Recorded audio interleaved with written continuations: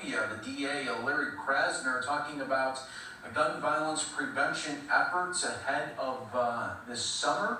Let's listen in on Live Now from Fox. Is also to meet with survivors. It is to meet with victims. We do that very vigorously. I've essentially made myself available to the family of every homicide victim if they would like to speak to me in person to share their thoughts and see how we can be of assistance to them. But we also spend a lot of time with community groups.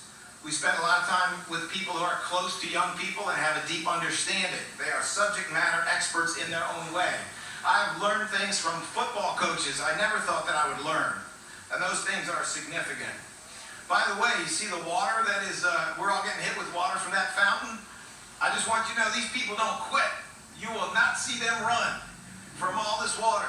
That on the one hand is getting us wet, but on the other hand is keeping us cool out here.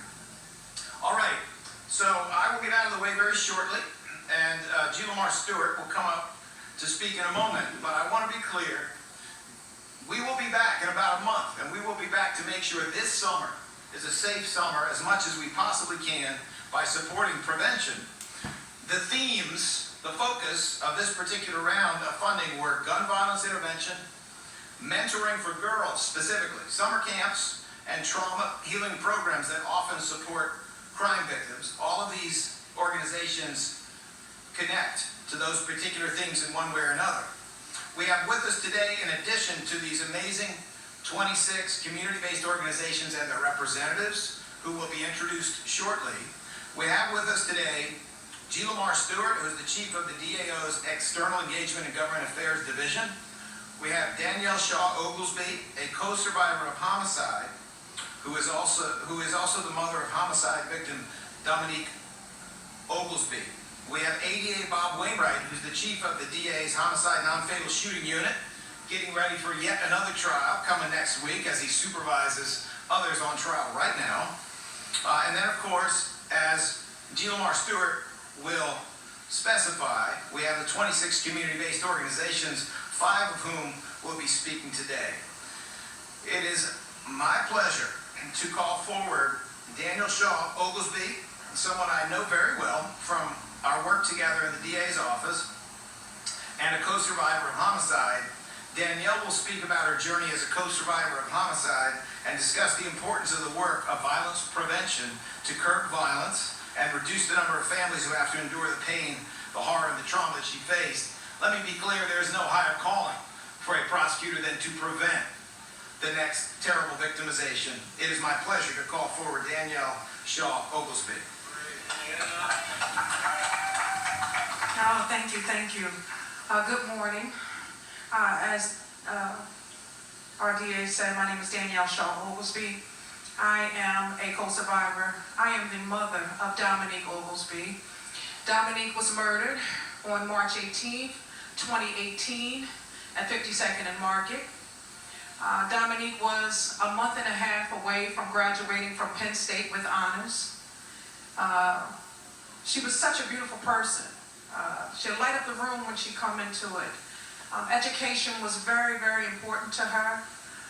Just being responsible, just being a productive citizen, just about being about community was her love. So, which calls me into what I do. But I will tell you, living with a broken heart is not easy. But I thank God that I'm able to do it. I thank God that I'm able to get up every day and show that I have strength, and to show other families that unfortunately enter this club of ours. I want to be that pillar to show them that there is still life after death. And I'll tell you, the way that I got through that is through my grief group. And there are a number of grief groups around that are trying to help provide resources, provide the emotional support, because I don't know where I would be had it not been for them. To come into a room and to not have to explain what it is that you're feeling, because everybody else feels what you're feeling. They know exactly what it is that you're going through. To come into a room with photos of your loved one and to put a face to the name and not just a number to the name means absolutely a lot to us.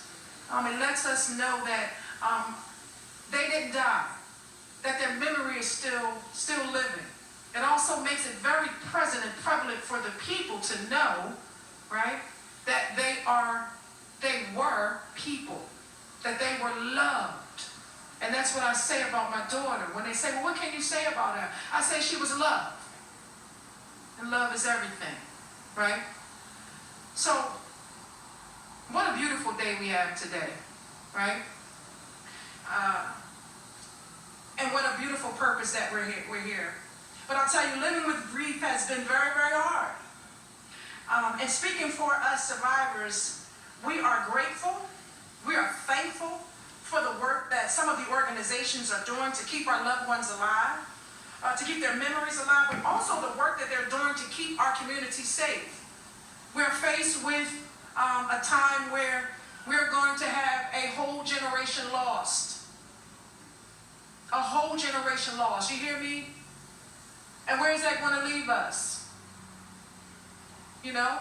So we have to put back into our children, put back into our communities, so that we can thrive and we can be strong again. You know? Because we want to see our babies live. So I just thank the DA's office for recognizing the work that's being done, and for allocating those funds to support, to give them the support that they need going forward, because their work isn't done, unfortunately, you know, in the life that we're living in, and the time that we're living in and what's happening in our communities. They still have a lot of work to do. But I absolutely feel with collaboration that we can absolutely combat crime, poverty, illiteracy, and anything else that is holding back our communities from thriving and just going forward positively. So again, I'm thankful to be here. I thank you for taking the time to listen to me. I thank you for the organizations for all the work that you're doing. I see you. I thank you, because I'm living with grief, but you make it a little bit easier, right? Because we never get over it, but it does get easier. So thank you.